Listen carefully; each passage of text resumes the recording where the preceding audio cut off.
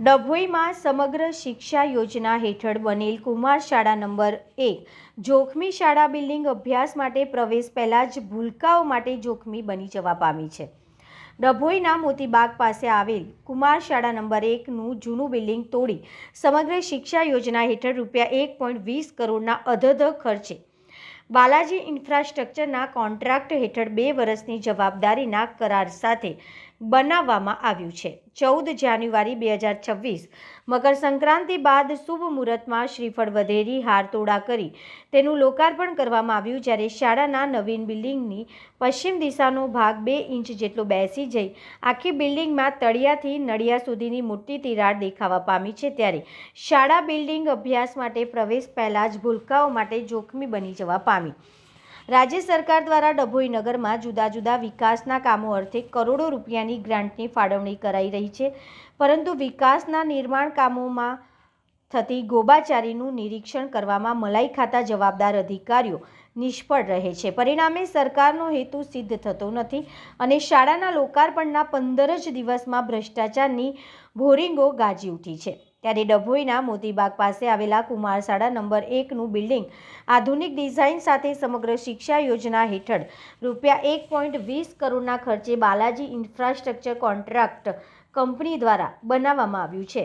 Building બન્યા બાદ તેને રંગરોગાન સાથે કોન્ટ્રાક્ટ કંપનીને અડધાથી વધુ રકમના બિલની ચૂકવણી પણ કરી દેવાયું હોવાનું જાણવા મળેલ છે અને મકર સંક્રાંતિ બાદના શુભ મુહૂર્તમાં તેનું લોકાર્પણ પણ કરી દેવાયું છે, પરંતુ શાળાના બાળકો હાલ કન્યા શાળા 1.25 કરોડના ખર્ચે બનેલ શાળાના બિલ્ડિંગમાં મોટી તિરાડ।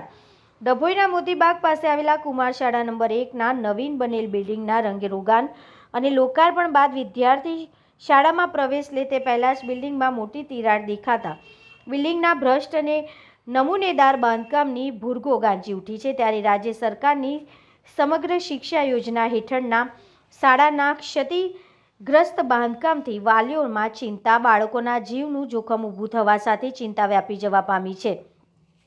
ડભોઈમાં વિકાસના ભ્રષ્ટ કામોથી વિવાદ ઊભો થવા પામતા આશ્ચર્ય, ભય, ભૂખ અને ભ્રષ્ટાચાર દૂર કરવાના અભય વચન સાથે ભાજપ સત્તામાં આવ્યું, ત્યારે ગ્રામ્ય સ્તરેથી સંસદ સુધી હાલ ભાજપ જ બહુમતી સાથે સત્તામાં છે। ત્યારે ડભોઈમાં રંગઉપવન બગીચાનું ₹2.34 કરોડના ખર્ચે નવીનીકરણ બાદ તકલાદી સાધનો તૂટી ગયા અને પ્રદેશ કોંગ્રેસ ભ્રષ્ટાચારના આક્ષેપ કર્યા।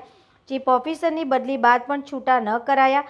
મોતીબાગ પાસે અમૃત 2 યોજના હેઠળ ₹1.10 કરોડના ખર્ચે બનેલ પાણીની ટાંકી મૃતપ્રાય બની, તો હવે કુમાર શાળા નંબર 1ની બનેલ નવી બિલ્ડિંગમાં મોટી તિરાડ દેખાતા જોખમી થઈ। આમ વિકાસના કામો ભ્રષ્ટાચારના વિવાદ બનવા પામ્યા છે।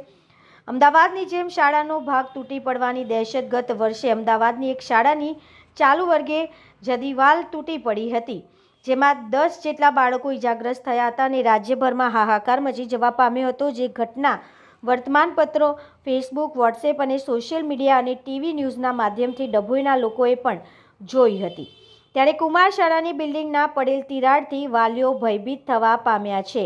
બિલ્ડિંગમાં જ અભ્યાસ કરતા હોય નવા બનેલ કુમાર શાળાના નંબર 1માં હજુ સુધી પ્રવેશ અપાયો નથી, ત્યાં તો બિલ્ડિંગની પશ્ચિમ દિશાનો એક આખો ભાગ 2 ઇંચ જેટલો બેસી જવા પામ્યો છે અને તળિયાથી નળિયા સુધીની 1 ઇંચ જેટલી મોટી તિરાડ જોવા મળી રહી છે, જેથી ગરીબ અને મધ્યમ વર્ગના વાલસોયા દીકરા દીકરીઓ શાળાના નવીન બિલ્ડિંગમાં અભ્યાસ માટે પ્રવેશ લે તે પહેલાં જ બિલ્ડિંગ જોખમી બની જાય, ચિંતા સાથે આશ્ચર્ય વ્યાપી જવા પામ્યું છે।